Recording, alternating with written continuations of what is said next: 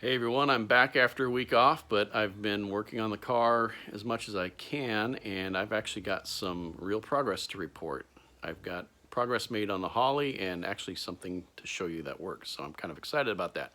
So first, let me give you a quick tour of where I've mounted it and how I've got the wiring running.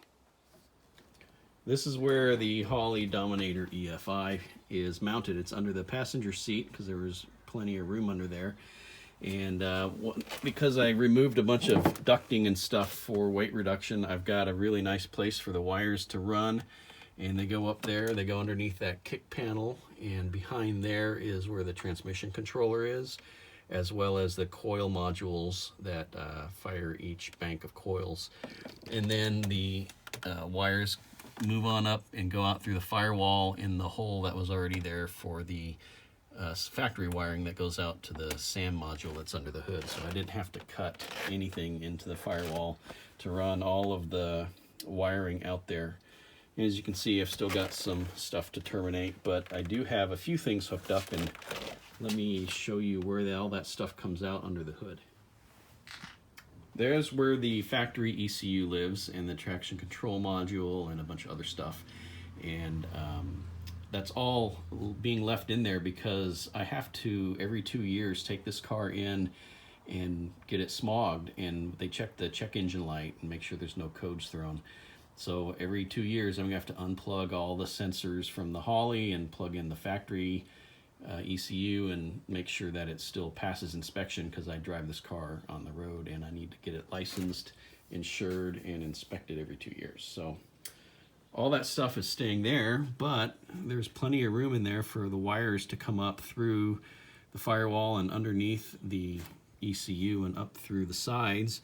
And I just cut a slot in the side of the box and ran all the wires out through there, and they all go around behind it and get distributed to wherever they need to go. And then this lid will fit on here. It's not quite waterproof anymore because that slot I cut in the side, but I don't really drive this car in the rain, so I'm not going to worry about that. And as you can see here, I've got all of the coil and injector terminals on there. I still have to do the sensor harness, so that's the next big project, is get all the sensors terminated. But I do have one thing working. I've got the drive-by-wire working, which is the biggest question that I had, whether or not I was going to be able to make it work. And the answer is yes, I do have it working. So here you can see the software for the Holley, and oh, it just went away. Let me wake it back up. And if you watch the graph, you'll see as I put my foot on the okay, hold on. Okay, take two. It had gone to sleep and it wasn't connected anymore. So this is what I was saying. You can watch the graph there for the throttle position, and as I step on the gas, look at that. It's actually showing throttle position. And what's more,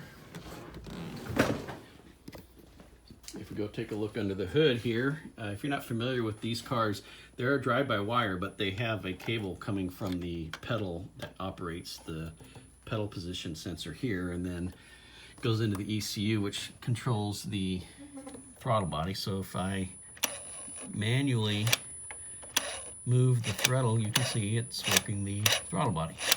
So I'm very excited about that. The drive-by-wire seems to be working.